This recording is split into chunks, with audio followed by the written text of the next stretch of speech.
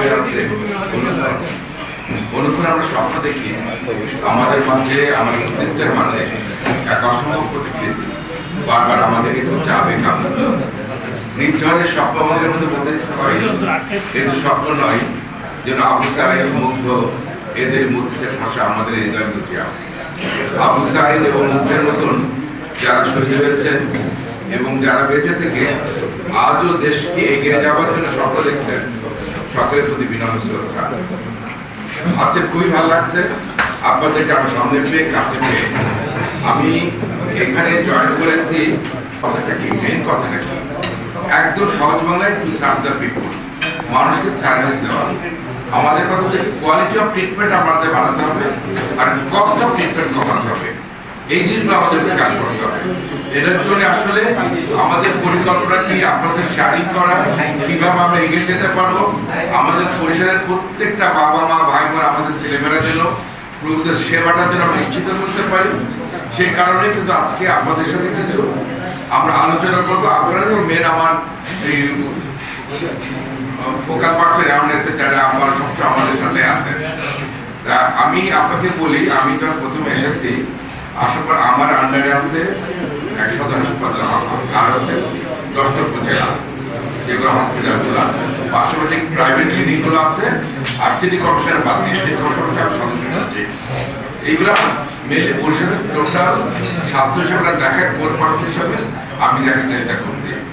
এখন আমি একটা করে বলি, সদর হাসপাতালে যে প্রবলেমটা আছে, 1 নম্বর প্রবলেম হচ্ছে আপনার দালালের দৌড়াতে। 2 নম্বর হচ্ছে আমাদের যে রিপ্রেজেন্টেটিভ আছে, এই রিপ্রেজেন্টেটিভদের একটা বিশাল দৌড়ান্ত আছে ওখানে। হ্যাঁ, প্রথমে এসে দেখে 100-200 ভিতরে এরা কেউ কিছু করতে পারতো না। মাঝখানে আমি বন্ধ করে দিয়েছিলাম টোটালি। পরে সরকারের নির্দেশনা এসছে সপ্তাহে 2 দিন, এখন সরকারের নির্দেশনা যেভাবে আছে ওইভাবে চলছে। আর এর ব্যাপারে আমি বলবো, যে দালালের ব্যাপারে আমি বলবো যে আমি হয়তো পুরোপুরি করতে পারি নাই, তবে আমার মনে হয় যে 10 থেকে 20% হয়তো হচ্ছে, মানে 80%ই রয়ে গেছে, যে বাস্তবতা। হ্যাঁ, এবং আমার মনে হয় ভিতরে কোনো দালাল নেই, এখন দালাল সব বাইরে। তা আমি অলরেডি বলে বলে চিঠি লিখেছি ওটা আলোচনা করার জন্য, যে আমি আনসারের জন্য চাহিদা দিয়েছি। আমি যদি ওখানে যদি 10 জন আনসার নিয়ে আসতে পারি, আমি আশা করছি হয়ে যাবে ইনশাল্লাহ। যদি আনসার যদি দিতে পারি, তাহলে আমরা দালাল থেকে কিন্তু কিছুটা ইয়ে করতে পারবো। এ হলো 1। 2 নম্বর বায়োমেট্রিক অ্যাটেন্ডেন্ট, যেটা সেটা হচ্ছে আমার আগে দেখতাম, যাকে আসা আগে আপনাদের চেক করে দেখলাম সবই তো অনলাইন, যে 60%, 65%, সেটা ইনশাল্লাহ কত মাস, 2 বা কয়েক মাস ধরে আমি দেখছি যে আমার 85%-এর উপরে আমার বায়োমেট্রিক অ্যাটেন্ডেন্ট আছে।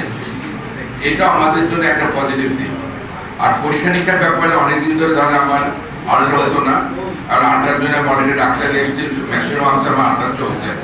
একজন মাত্র ডাক্তার তো ওই প্রতিদিন দেখা যায় অ্যারাউন্ড 20 আন্ডার হয়তো করেন উনি। পাশাপাশি এক্সেল চালু আছে।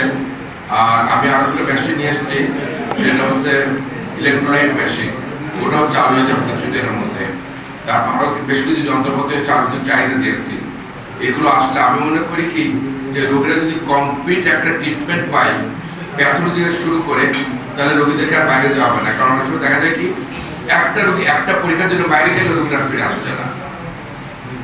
এই জিনিসগুলো অনেকগুলো পরীক্ষা আছে, হয়তো একটা পরীক্ষা আমার এখানে হয় না। যখন যাবেন বাইরে যাবেন, ধরবেন দিকে তার ভিতরে কেন যাবেন, ও তো অনেক অনেক কথায় বোঝায়। কারণ আমি এরকমও দেখেছি, সে একটা গরিব রোগী, আমার এত খারাপ লাগছে দেখে, বুঝছেন। পরে আমি জিজ্ঞেস করছি, মা আপনি কি করেন? বলে, বাবা আমি তো হাঁটা কাজ করি।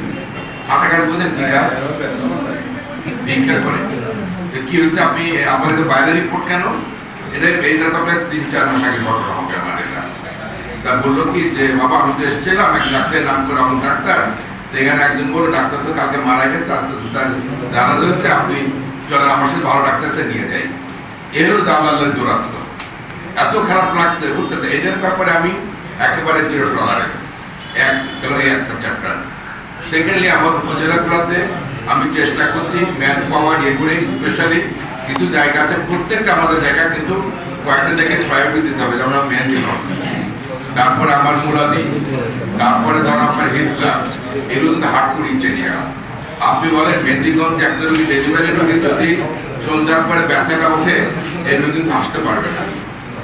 এই জিনিসগুলো নিয়ে আমরা চিন্তা করছি। ওখানে গাড়ি কনসালেন্ট দেওয়া হয়েছে, উনি কাজের কমপ্লিট একটা সুনির্দিষ্ট আছে ওখানে কাজ শুরু করতে প্রত্যেকটা ইয়েগুলো আমি প্রতিটা ভিজিট করছি মানদণ্ড হিসাবে আমার বায়োমেট্রিক অ্যাটেন্ডেন্ট বলেন দালালের দৌরাত্ম বলেন এগুলো নিয়ে একেবারে আমি এই ব্যাপারে আমি জিরো টলারেন্স